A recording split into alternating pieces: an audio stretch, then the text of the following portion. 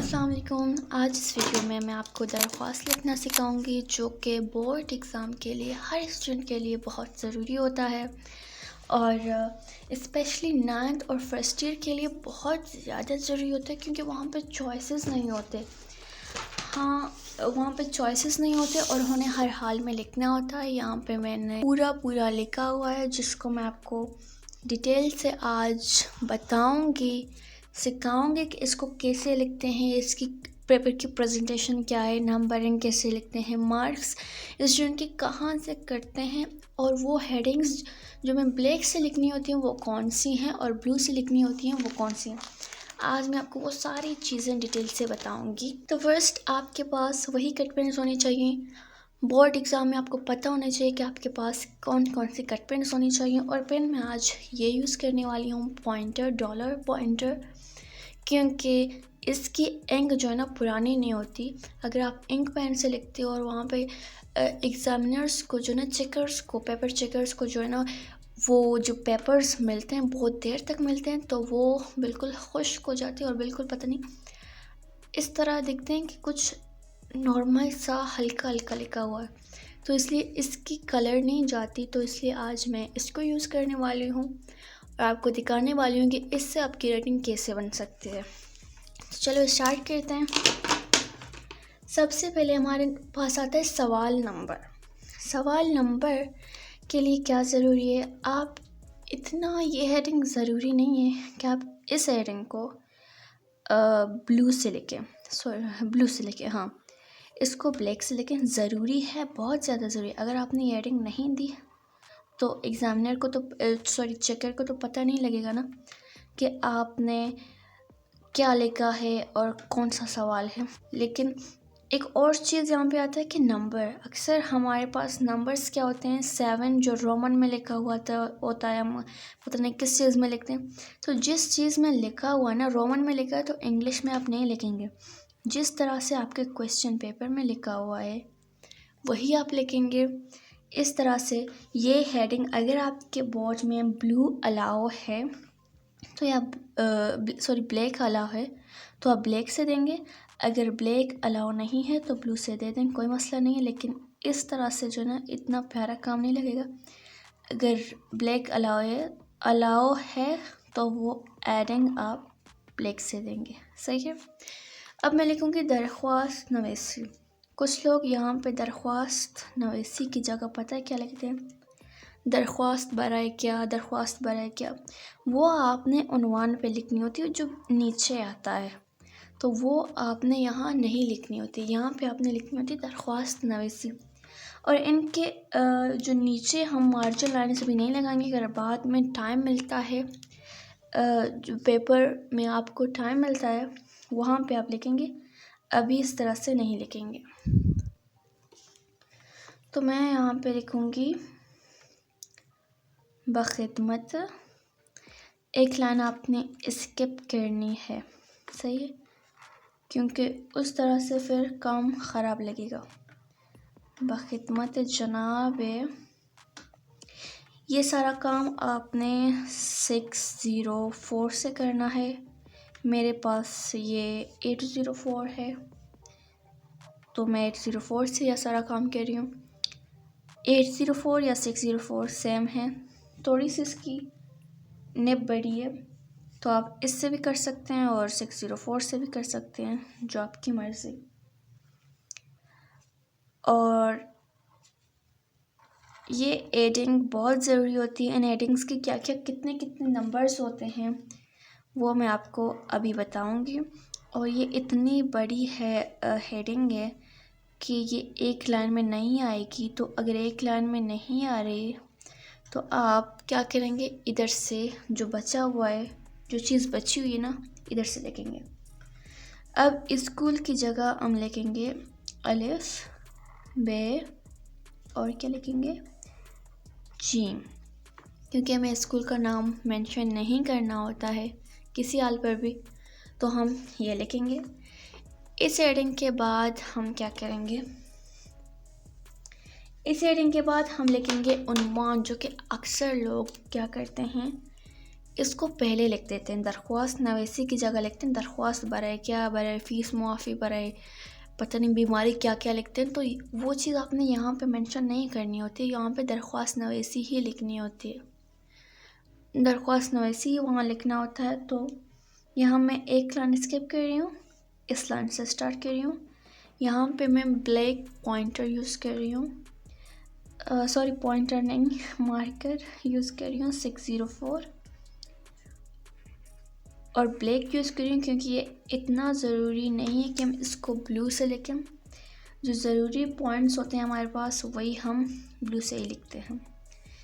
उन्वान मैंने लिख दिया। उन्वान के बाद में यहाँ पे अब किस बारे में है जो हमारे पास दरख्वास्त है वो किस लिए है, यहाँ पे मैं लिख रही हूँ दरख्वास्त बराए फ़ीस मुआफ़ी। तो यहाँ उन्वान के बाद हम लिखेंगे दरख्वास्त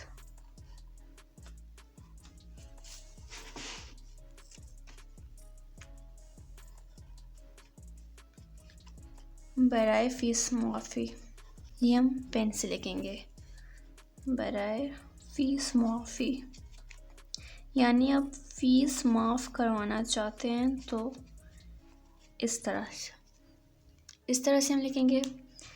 इसके बाद हम क्या करेंगे, उन्वान हमने दे दिए, अब हमें लिखना है जनाब आली, जो कि एक बहुत ज़बरदस्त और बहुत ज़रूरी एडिंग होती है जिसको हर हाल में हमें देना होता है।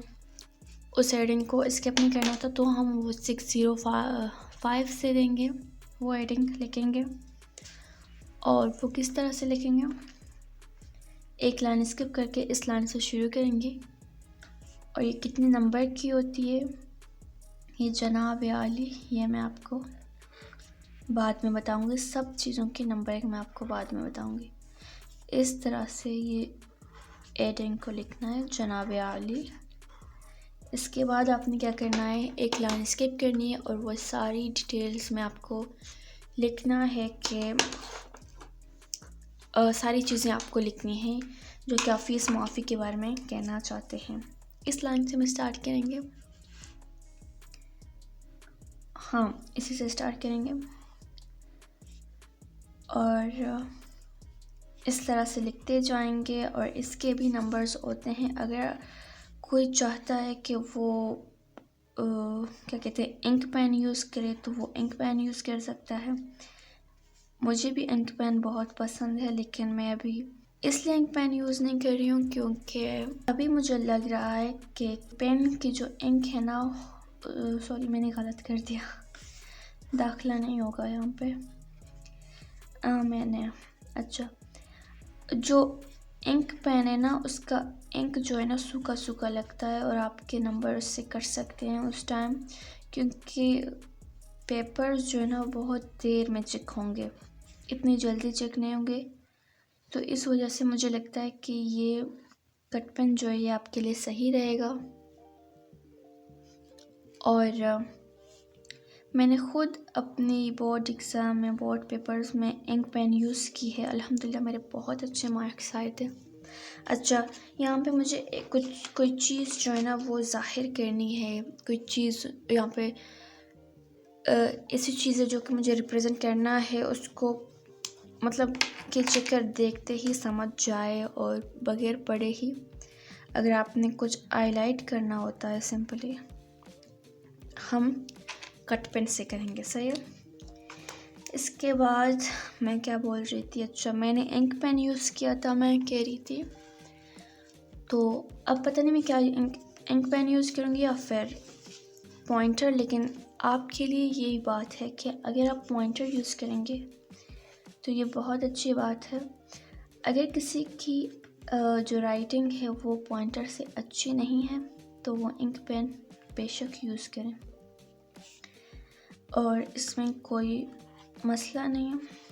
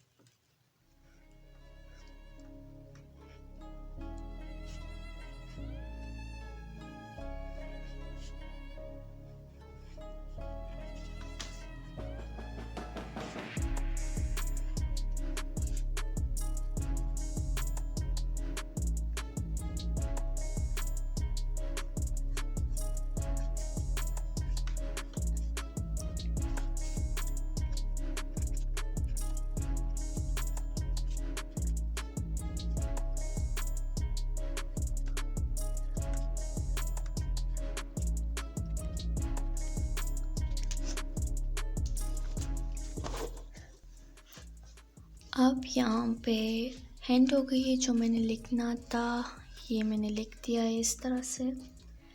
कुछ इस तरह से थोड़ी थोड़ी सी मिस्टेक्स हुई हैं मेरे साथ यहाँ पे, पता नहीं मैं क्या लिख रही थी।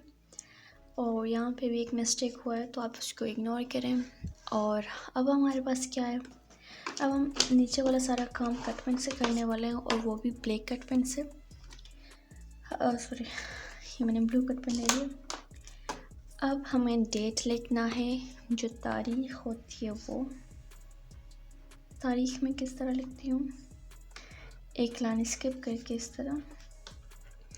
और यहाँ पे पूरे महीने का नाम उर्दू में लिखना है, और यहाँ पे साल लिख देना है कि कौन सा साल चल रहा है।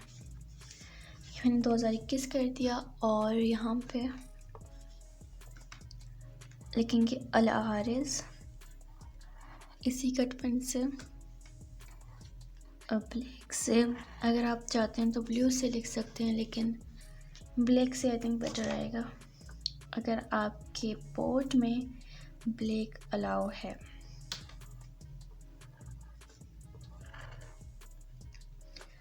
और अब लास्ट में मैं आपको बताऊंगी मार्जिन लाइंस भी जहाँ पे ज़रूरी होता है वहाँ पे लगा के दिखाऊंगी। और फिर मैं आपको पूरी प्रेजेंटेशन के बारे में बताऊंगी। सॉरी, मीम के ऊपर मैं नुक्ता लगा लिया। बेटे का नाम हम यहाँ पे मेंशन नहीं करेंगे, तो हम क्या लिखेंगे, अलिफ बे दाल, या फिर अलिफ बे जीम, जिस तरह हमने स्कूल का लिखा था, अलिफ बे और जीम। अब मैं इनकी हेडलाइंस लगा के, मार्जिन लाइंस लगा के आती हूँ। अच्छा, तो मैंने यहाँ पे हेडलाइंस लगा दी हैं, मार्जिन लाइंस लगा दी हैं। मुझे जहाँ जहाँ लगाना ज़रूरी है तो वहाँ मैंने लगा दी हैं। और ये देखें कुछ इस तरह से। इसकी प्रेजेंटेशन में आपको पूरा क्लियर दिखाती हूँ। कुछ इस तरह से है ये, इस तरह से। यहाँ पे मुझे लगा इसकी नीड है तो मैंने मार्जिन लाइंस लगाए हैं, और यहाँ पे भी,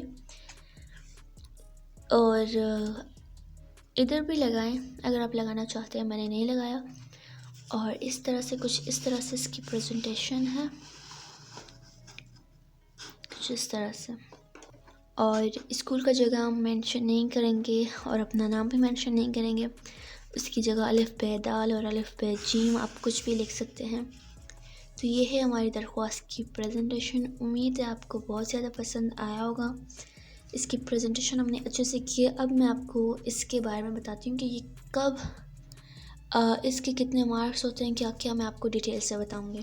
तो फर्स्ट, ये 3 हिस्सों में जो है ना डिवाइड किया हुआ है, और वो 3 हिस्से क्या हैं। पहला होता है तमहीदी कलमा, दूसरा होता है नफ्स मज़मून, और तीसरा होता है इख्तितामी कलमा। अब मैं आपको बताऊंगी तमहीदी कलमा कौन सा है। यहाँ से जो स्टार्ट होता है, ये हेडिंग्स वगैरह, इनको हम बोलते हैं तमहीदी कलमा, सही है। और ये जो मज़मून का पूरा हिस्सा होता है ना, इसको हम बोलते हैं नफ्स कलमा, नफ्स मज़मून, नफ्स कलमा नहीं होता। और जो लास्ट में होता है, ये हेडिंग्स होती हैं, इनको हम बोलते हैं इख्तितामी कलमा, सही है। तो ये होते हैं हमारे पास 3 ग्रुप्स में, जिसको हमने डिवाइड करा हुआ है। तो अब मैं आपको बताऊंगी कौन कौन सी हेडिंग्स के नंबर्स होते हैं, क्यों ज़रूरी होते हैं वो, और उनकी नंबर्स कैसे होते हैं, मैं आपको वो बताऊंगी। फर्स्ट हमारे पास होता है ये पूरा जो क्या कहते हैं उसको, दरख्वास्त होता है, उसके कितने नंबर्स होते हैं मैं आपको बताऊं,